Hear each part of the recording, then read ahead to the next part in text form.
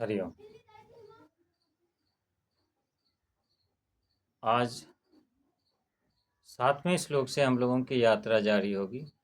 पिछले 3 श्लोकों में दुर्योधन ने द्रोणाचार्य जी को पांडव पक्ष के जो योद्धा लोग हैं उनके बारे में जानकारी, उनकी सेना की स्थिति के बारे में उनको जानकारी दी। अब 7वें श्लोक से वो 7वां, 8वां और 9वां ये 3 श्लोकों में वो कहते हैं अपनी सेनाओं के बारे में, उसके योद्धाओं के बारे में जो द्रोणाचार्य को बताते हैं। जिसमें पहला श्लोक है 7वां, अस्माकं तु विशिष्टाये तानि बोधद्योतमा नायकामं सैन्यस्य संज्ञार्थं तान् ब्रवीमि ते। इसमें यह द्रोणाचार्य से कहते हैं कि हे ब्राह्मण श्रेष्ठ, अब अपने पक्ष में जो प्रधान प्रधान योद्धा हैं आप उनके बारे में सुनिए, मैं आपको बतलाता हूँ। 8वें श्लोक में वो ऐसे कुछ योद्धाओं के नाम लेते हैं और 9वें श्लोक में वो कहते हैं कि जिन नामों के अलावा और बहुत सारे योद्धा हैं जो मेरे लिए प्राण जीवन की आशा छोड़ प्राण त्यागने के लिए युद्धभूमि में मेरे साथ खड़े हैं। तो उनका परिचय देते हुए 8वें श्लोक में उन्होंने कुछ नाम की चर्चा की है। भवान भीमश्च कर्णश्च कृपश्च समितिञ्जय अश्वस्थामा विकर्णश्च सौमदत्तिस्तथैव च। द्रोणाचार्य और पितामह भीष्म, कर्ण और संग्राम विजयी कृपाचार्य, वैसे ही अश्वस्थामा, विकर्ण और सोमदत्त का पुत्र भूरिश्रवा, ये। और अब अगले श्लोक में है अन्ये च बहवः शूरा मदर्थे त्यक्त जीविता नाना शस्त्र प्रहरणा सर्वे युद्ध विशारदा।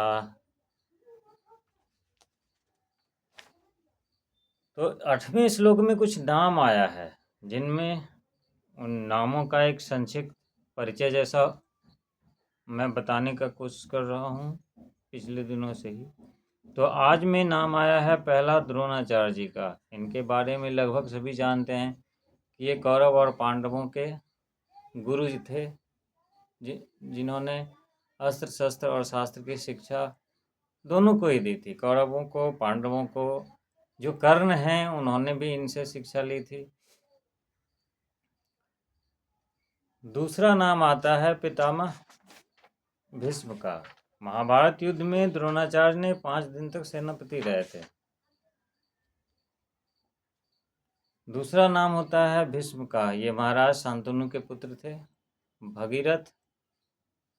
भागीरथी माता गंगा और महाराज शांतनु के संयोग से जो पुत्र हुए थे उनमें 9वें पुत्र के रूप में इनका जन्म हुआ था। कुछ परिस्थितियां ऐसी बनी कि उन्होंने आजीवन ब्रह्मचर्य का व्रत ले लिया था और जिसके कारण इनके पिता ने एक आशीर्वाद इनको दिया था कि ये जब तक मरना नहीं चाहेंगे इनको कोई मार नहीं सकता है। तो इच्छा मृत्यु का एक तरह से इनको वरदान मिल गया था महाराज इनके पिता के द्वारा ही। कर्ण ये कुंती के पुत्र थे।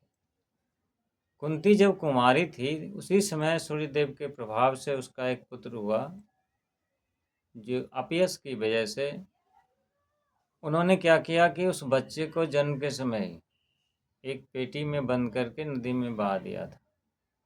संजोग ऐसा हुआ है कि वो पेटी बहते बहते हस्तिनापुर में किनारे आके लगी और हस्तिनापुर में ही रहने वाले अधिरथ नाम के एक सूत थे। सूत का मतलब जो घोड़ों की देखभाली करता है, रथ चलाता है, ऐसे लोग हैं।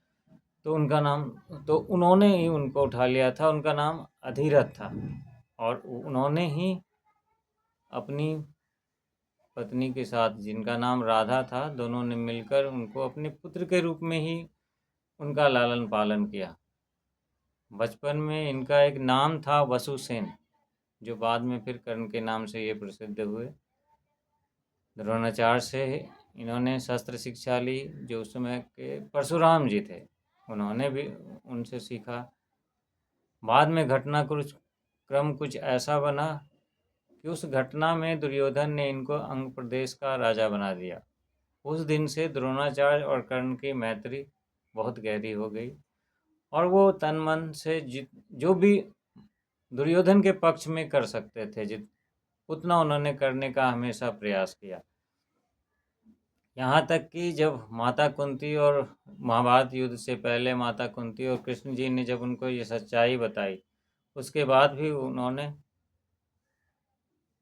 पांडवों के साथ आना स्वीकार नहीं किया।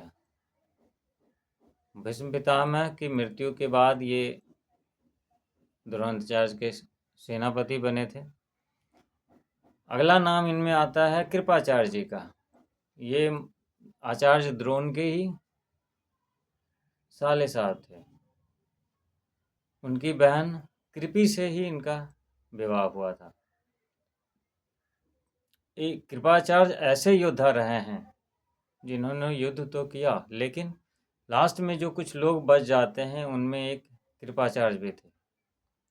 अश्वत्थामा आचार्य द्रोण के पुत्र थे। महाभारत युद्ध में इनकी भी मृत्यु नहीं हुई, ये जीवित रहे। विकर्ण का नाम आता है। विकर्ण कौरव के जो 100 भाई लोग थे उन्हीं में से एक विकर्ण था। विकर्ण एकमात्र ऐसा भाई है कौरवों का जिन्होंने जब भरी सभा में द्रौपदी का वस्त्रहरण हो रहा था तो उन्होंने द्रौपदी ने जो विरोध किया, जो सवाल उठाए थे, तो एकमात्र यही थे कौरवों के पक्ष में जिन्होंने उनका समर्थन किया था। इन्होंने जो कि द्रौपदी के प्रश्न का उत्तर इस सभा को देना चाहिए। और मैं समझता हूँ कि द्रौपदी हम लोगों के द्वारा जीती ही नहीं गई। अंत में एक नाम आता है सोमदत्ती का। सोमदत्ती जो है ये सोमदत्त के पुत्र भूरिश्रवा थे और इन्हीं को सोमदत्ती के नाम से भी जाना जाता था। ये महाराज शांतनु के एक बड़े भाई थे बाहलिक, ये उन्हीं के पौत्र थे। तो इन नामों को बताने के साथ साथ 9वें श्लोक में वो कहते हैं, दुर्योधन अर्जुन द्रोणाचार्य जी को कहते हैं, अन्ये च बहवः शूरा मदर्थे त्यक्त जीविता नाना शस्त्र प्रहरणा सर्वे युद्ध विशारिदा। कि इसके अलावा जो नाम का हमने वर्णन किया है, इसके अलावा और भी बहुत से योद्धा हैं जो जीवन की आशा त्याग कर मेरे लिए इस युद्ध भूमि में खड़े हैं, मेरे समर्थन में हैं। और ये सभी युद्ध में बड़े ही महारथी और चतुर लोग हैं जो आपके साथ देने के लिए हमारी तरफ से यहाँ खड़े हुए हैं। तो आगे की चर्चा 3 श्लोक हो गया है। अब अगले वीडियो में फिर 10वें से गीता जी की यात्रा हम लोग शुरू करेंगे। जय श्री कृष्ण।